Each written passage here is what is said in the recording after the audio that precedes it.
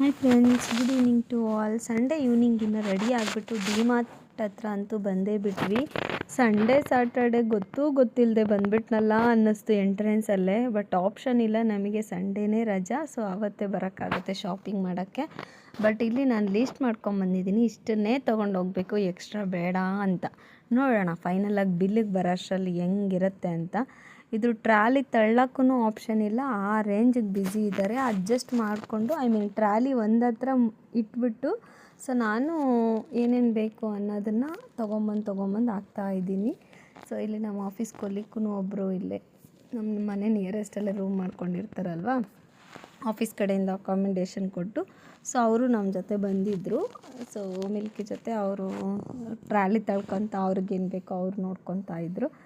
So anyway Milky ಅಂತೂ ಈ busy crowd ಇರೋದು ನೋಡಿ ಸಂದಿಗ್ಳಲ್ಲಿ ತೂರಕ್ಕೆ ಎದುರ್ತಾಳೆ, ಪುಷ್ ಮಾಡಿದ್ರು ಅಂತ. ಹಾಗಾಗಿ ಅವಳು ಟ್ರಾಲಿ ಒಳಗೆ ಕೂತ್ಬಿಟ್ಟಿದ್ದಾಳೆ ಚಿಕ್ಕ ಮಗಳ ಥರ. ಸೊ ನಾನೆಲ್ಲ ಜೋಡಿಸ್ಕೊಂಡು ಎತ್ಕೊಂಬರ್ತಿದ್ದೀನಿ ಅಂತೇಳಿ ಕ್ಯೂಟಿ ಅಂತೂ ಹಂಗೆ ಹೆಂಗೆ ವಿಡಿಯೋ ಮಾಡ್ಕೊತಾ ಇದ್ದಾಳೆ. ಫೈನಲಿ ನಾನು ಬರ್ದಿರೋ ಲೀಸ್ಟಲ್ಲಿ ಇಲ್ಲಿ ಹಾಕಿರೋದು ಆಲ್ಮೋಸ್ಟ್ ಒಂದು 5-6 ಐಟಮ್ಗಿಂತ ಜಾಸ್ತಿ ಕಾಣಿಸ್ತಿಲ್ಲ. ಬಟ್ ಬರ್ಕೊಂಬಂದಿರೋದೇ ಬೇರೆ, ಇಲ್ಲಿ ಬಿಲ್ ಮಾಡ್ತಿರೋದೇ ಬೇರೆ. ಬಿಲ್ ಎಷ್ಟಾಯಿತು ಅಂತ ನೋಡ್ಬೇಡ ಒಂದು ನಿಮಿಷ. ಇನ್ನೂ ಈ ಮಕ್ಕಳು ಅದು ಬೇಕು ಇದು ಬೇಕು ಅಂತೇಳಿ ತಿರ್ಗಾ ತಗೊಂಬರೋಕ್ಕೆ ಹೋಗಿದ್ದಾರೆ.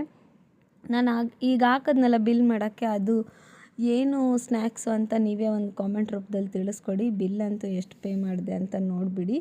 ಸೊ ಎಷ್ಟು ಅಂತನಾದರೂ ಅದೂ ಮಿಸ್ ಮಾಡ್ದಲೇ ಕಾಮೆಂಟ್ ಮಾಡಿ. ಅಬ್ಸರ್ವ್ ಮಾಡಿದ್ದೀರಾ ಅನಿಸುತ್ತೆ ಬಿಲ್ ಎಷ್ಟಾಯಿತು ಅಂತ. ಸೊ ಫೈನಲಾಗಿ ಬಿಲ್ ಕೌಂಟ್ರಿಂದ ಎಕ್ಸಿಟ್ ಆಗಿಬಿಟ್ಟು ಟ್ರಾಲಿಯಿಂದ ಟ್ರಾಲಿ ಒಳಗಡೆ ಮತ್ತೆ ಹಾಕ್ಕೊಂಡು ವಾಪಸ್ ಬಂದ್ವಿ.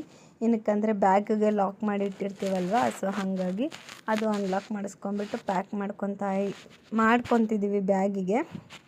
ಬಟ್ ಮಿಲ್ಕಿ ಏನು ಅಂದರೆ ಒಳಗಡೆ 10-15 ಸಾವಿರ ಬಿಲ್ ಮಾಡಿರಲಿ ಫಾರ್ ಎಕ್ಸಾಂಪಲ್ಗೆ, ಹೊರಗಡೆ ಬಂದು ಪಾಪ್ಕಾರ್ನ್ ಹತ್ರ ಒಂದು 30 ರೂಪಾಯಿ 100 ರೂಪಾಯಿ ಖರ್ಚು ಮಾಡಿದ್ರೇ ನಮಗೆ ಡಿಮಾರ್ಟಲ್ಲಿ ಶಾಪಿಂಗ್ ಮಾಡಿದ್ದೀವಿ ಅನ್ನೋ ಹೋಪ್ಸು ಹ್ಯಾಪಿನೆಸ್ಸು ಎರಡೂ ಬರುತ್ತೆ.